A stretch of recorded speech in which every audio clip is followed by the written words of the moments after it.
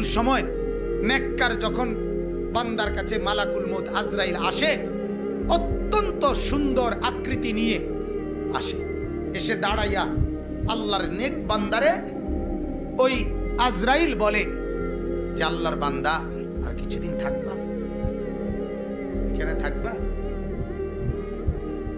আল্লাহর নবী বলেন, তখন আল্লাহর নেক বান্দা আজরাইলের দিকে তাকাইয়া বলে, হায় মালাকুল মউত, কি বললা?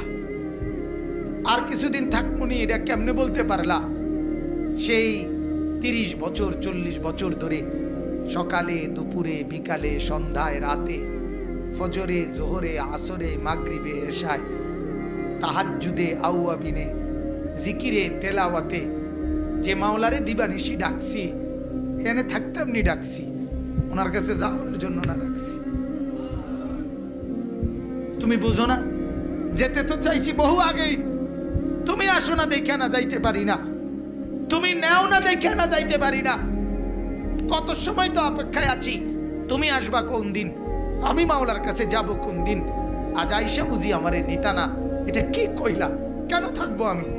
তো মালাকুল মউত তখন আল্লাহর সেই প্রিয় বান্দাকে রব্বুল আলামিনের কাছে মৃত্যুর স্বাদ শরাব পান করাইয়া আল্লাহর কাছে পৌঁছায়।